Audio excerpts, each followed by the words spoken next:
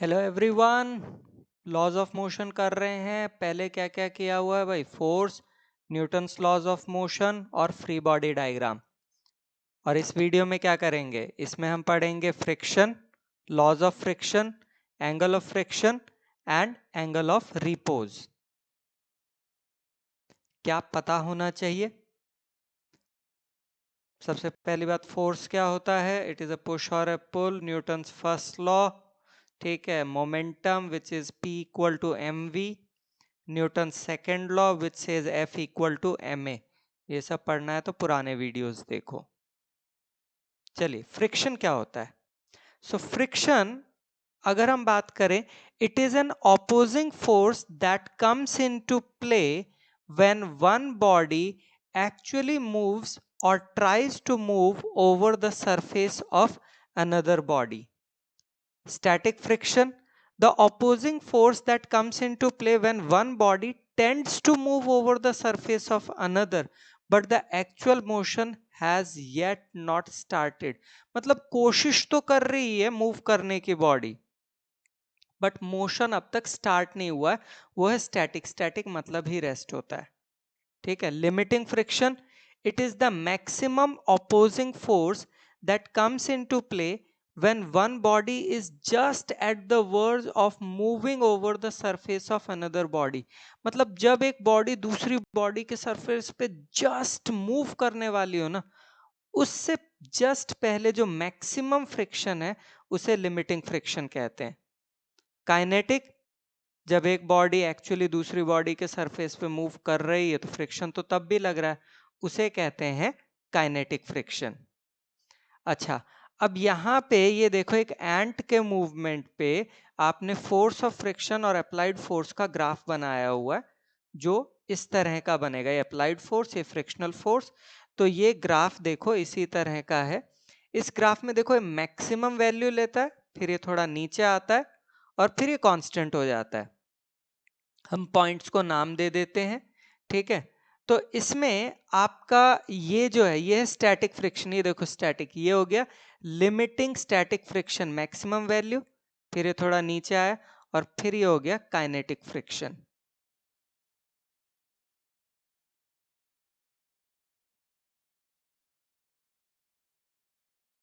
चलिए, sliding friction क्या होता है? The opposing force that comes into play when one body is actually sliding over the surface of other body. ठीक है। तो ये हमारी बॉडी ए हो गई, ये दूसरे पे स्लाइड कर रही है। सो जो फ्रिक्शन है ये वाला, ये हो गया स्लाइडिंग फ्रिक्शन। फिर आता है rolling friction, the opposing force that comes into play when one body is actually rolling over the surface of other body. इसमें रोल करता कॉज क्या है? When a body rolls on a level track, the area of contact is very small, so pressure is very large। ठीक है। अब इससे क्या होगा? डिप्रेशन आ जाएगा इस सरफेस में। ठीक है। और आगे वाले में बम्प आ जाएगा। ठीक है। तो इसके कारण क्या होगा? जो surface of the rolling body in contact है, वो थोड़ा सा क्या होगा? कंप्रेस हो जाएगा, क्योंकि यहाँ डिप्रेशन आया हुआ है और आगे जो है वो बम्प है। ठीक है। So a rolling wheel constantly pulls out of depression and goes uphill on the mount. मतलब ये इससे बाहर निकल रहा है और ऊपर जा रहा है। ठीक है। simultaneously detaches itself from the road which is opposed by the force of adhesion between the surfaces in contact। force of adhesion हम later on पढ़ेंगे। ठीक है। तो ये पूरा का पूरा कॉन्सेप्ट था रोलिंग फ्रिक्शन का। इसमें क्या हुआ? डिप्रेशन हुआ, आगे बम्प आया, ये सरफेस क्या कर रहा है? कॉन्स्टेंटली व्हील जो है इससे बाहर निकलता है और अपहील पे जाता है, रोड से अपने आप को डिटैच करता है। ये है पूरा रोलिंग फ्रिक्शन का कॉन्सेप्ट। चलिए, लॉज ऑफ फ्रिक्शन करते हैं। पहला law, the magnitude of the force of limiting friction between any two bodies in contact is directly proportional to the normal reaction between them। तो ये हमारा सरफेस, उस पर एक ऑब्जेक्ट, ये हो गई फोर्स ऑफ फ्रिक्शन, ये हो गया नॉर्मल रिएक्शन। सो हम कहते हैं F is proportional to R। Proportionality sign हटाते हैं तो कांस्टेंट लगाते हैं म्यू, और म्यू को कहते हैं coefficient of friction. Second law, The direction of the force of limiting friction is always opposite to the direction in which the body is moving. Simple भाषा में अगर बॉडी इस डायरेक्शन में मूव कर रही है तो फोर्स ऑफ फ्रिक्शन इस डायरेक्शन में होगी. अगर आपका ऑब्जेक्ट लेफ्ट में मूव कर रहा है तो फोर्स ऑफ फ्रिक्शन राइट में होगी. The force of limiting friction is independent of the apparent area of contact so long as normal reaction between the bodies in contact remains the same. यानी कि अगर normal reaction same है तो force of limiting friction area of contact से independent है, लेकिन अगर normal reaction change कर रहा है तो एरिया ऑफ कांटेक्ट पे डिपेंड करेगी. The force of limiting friction between any two bodies in contact depend on the nature of the material of the surfaces in contact and their roughness. यानी कि nature of material of surface और उनकी state of roughness या smoothness पे force of limiting friction depend करती है. ये है लॉज ऑफ लिमिटिंग फ्रिक्शन. आप लॉज ऑफ काइनेटिक फ्रिक्शन में लिमिटिंग की जगह काइनेटिक वर्ड चेंज कर लो, सेम लॉज मिलेंगे. Coefficient of friction mu which is ratio of force of friction and normal reaction, यानी कि mu is equal to F by R. इसकी कोई unit नहीं होती है क्योंकि it is a ratio of two similar quantities और ये डिपेंड करता है nature of the surfaces in contact and material of the surfaces in contact. Angle of friction. It is defined as the angle which the resultant of the force of limiting friction and normal reaction makes with the direction of normal reaction.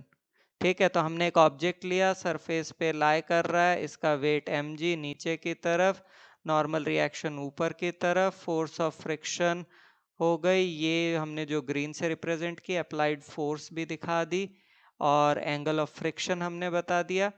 तो ये हो गया resultant और ये हो गया angle of friction. तो angle of friction क्या है? फोर्स ऑफ फ्रिक्शन और नॉर्मल रिएक्शन का जो रिजल्टेंट है वो रिजल्टेंट नॉर्मल रिएक्शन के साथ जो एंगल बना रहा है उसे हमने एंगल ऑफ फ्रिक्शन कहा हुआ है. In triangle AOC tan theta is equal to AC by AO यानी कि F बाय R और म्यू इक्वल टू होता है F by R. So 1 and 2 से क्या लिख सकते हैं? Mu is equals to tan theta. फिर आता है एंगल ऑफ रिपोज जिसे हम अल्फा से रिप्रेजेंट करते हैं.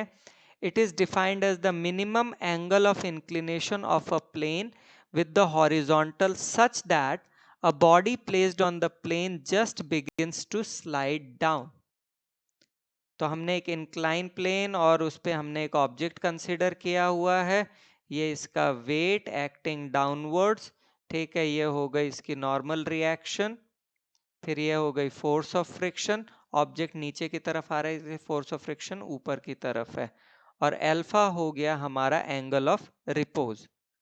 तो ये भी आपका एंगल ऑफ रिपोज अल्फा ही होगा और mg के दो कंपोनेंट बनेंगे, mg cos अल्फा और mg sin अल्फा. इक्विलिब्रियम में हम लिख सकते हैं f is equal to mg sin alpha and r is equals to mg cos alpha. तो अगर हम f बाय r करेंगे तो tan अल्फा आएगा यानी कि mu is equals to tan alpha, लेकिन हम जानते हैं mu is equal to tan theta होता है. तो यहां से हम क्या कह सकते हैं? Alpha is equals to theta, यानी कि angle of repose is equal to angle of friction. Friction is a necessary evil, यानी कि कुछ फायदे और कुछ नुकसान भी है. पहले नुकसान देख लेते हैं. Opposite relative motion. ठीक है, मोशन को अपोज करता है. Power dissipation in the form of heat. तो जैसे ही आपके दो ऑब्जेक्ट्स में फ्रिक्शन होता है तो उसमें पावर डिसिपेट होती है, हीट की फॉर्म में रिलीज होती है.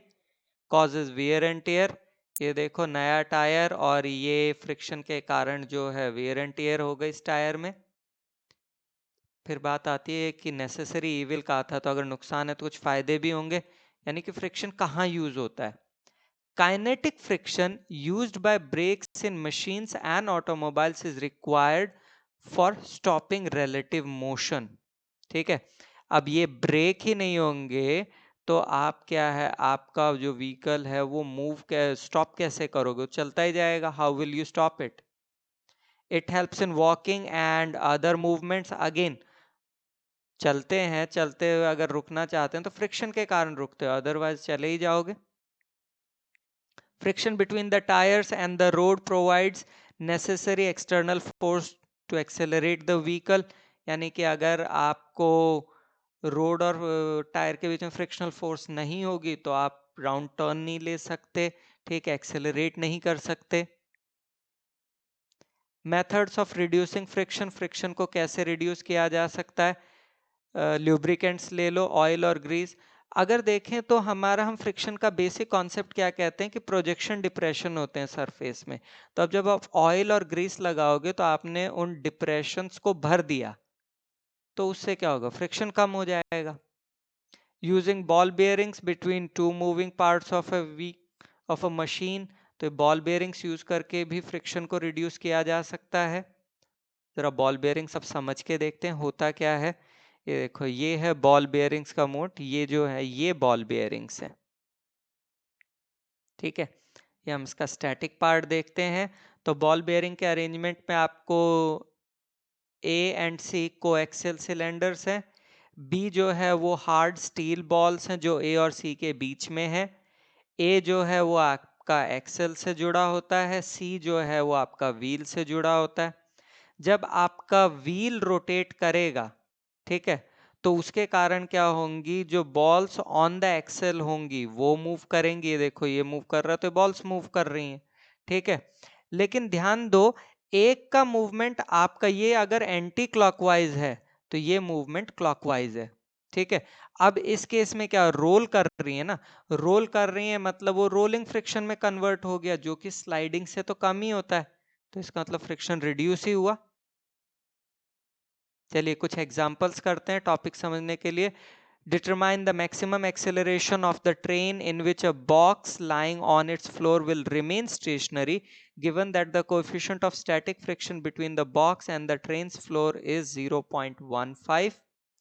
तो as the acceleration is due to static friction यानी कि F is equal to mu r, ठीक है। F की जगह आपका आ गया ma, r की जगह आ गया mg, ठीक है। तो acceleration is equal to mu into g, हमने वैल्यूज रखी तो हमारे पास एक्सेलरेशन आता है 1.49 मीटर पर सेकेंड स्क्वायर।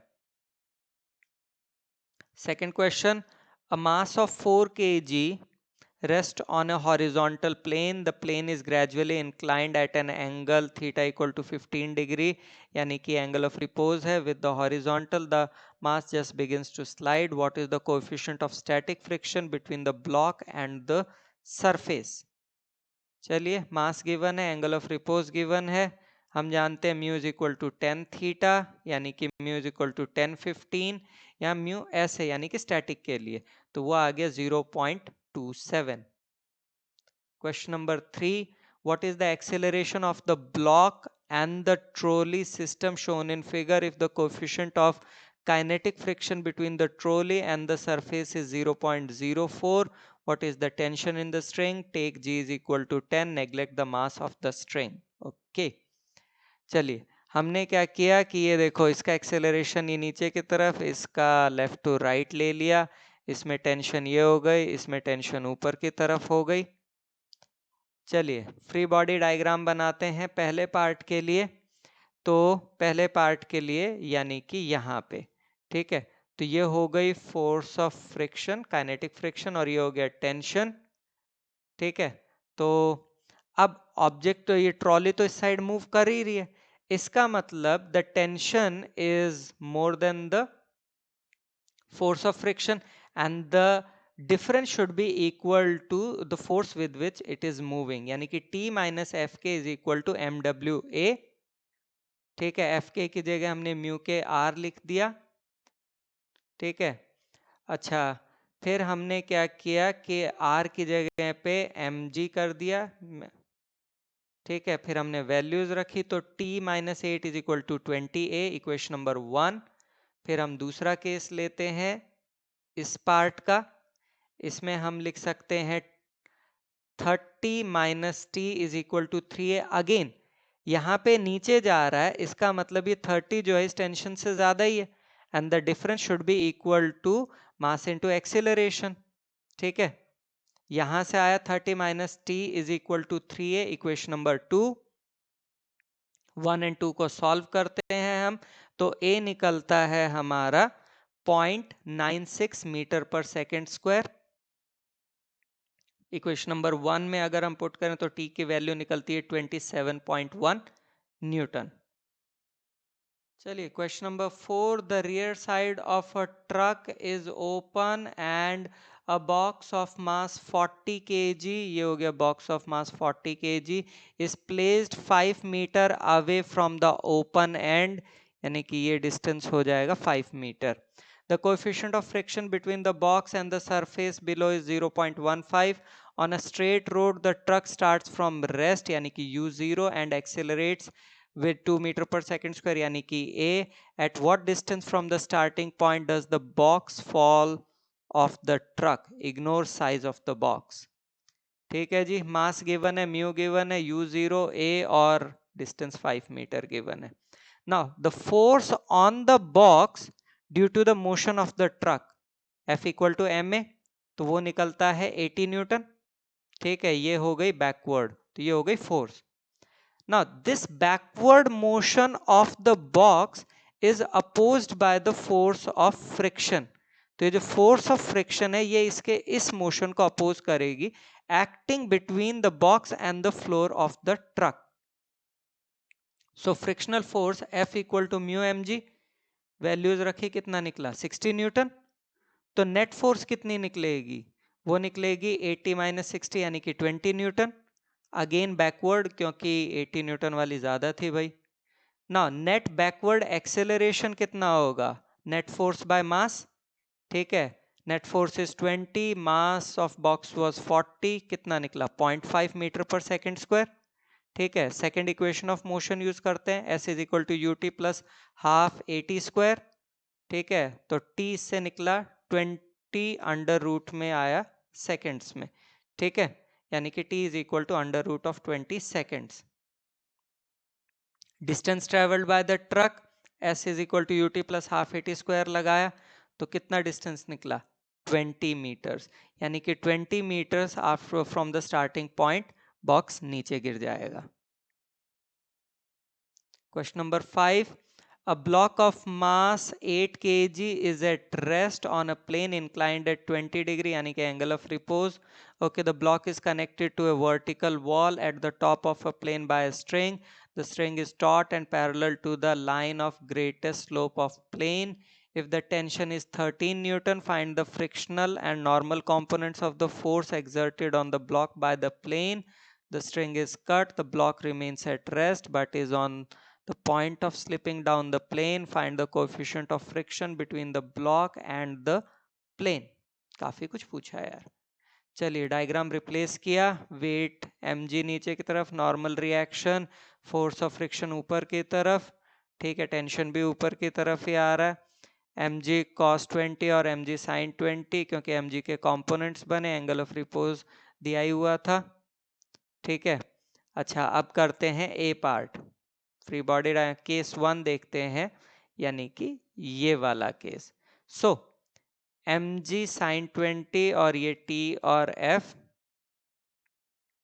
तो t plus F is equal to M G sine 20, क्योंकि इक्विलिब्रियम में अभी वैल्यूज रखी, तो f is equal to 14.37 newton आ जाता है। दूसरा केस लेते हैं, उसमें कितना आएगा, r is equal to M g cos 20, ये निकलता है 75.18 न्यूटन। बी पार्ट, अगर स्ट्रिंग को कट कर देंगे तो ब्लॉक रेस्ट पे ही रहेगा, लेकिन क्या है, it is on the point of slipping down, यानी कि एंगल ऑफ रिपोज कितना है 20 डिग्री, और हम जानते हैं mu is equal to 10 angle of repose, यानी कि mu is equal to 10 20 degree, यानी कि 0.364। क्या क्या पढ़ा है भाई, कि रिकैप कर लेते हैं जल्दी से। हमने पढ़ा फ्रिक्शन क्या होता है, टाइप्स ऑफ फ्रिक्शन कौन कौन से होते हैं, कोएफिशिएंट ऑफ फ्रिक्शन यानी कि mu equal to F by R, angle of friction, angle of repose. चलिए, it is the time to do questions. First 6 question, then 7 to 10, and then 11, 12. Do try all questions and check the next video for answer. Okay, the time for acknowledgement. Google, Bing, NCERT सबका धन्यवाद। और next video ज़रूर देखना किस चीज़ पे है, जो assignment है उसके सॉल्यूशन पे। Thank you so much.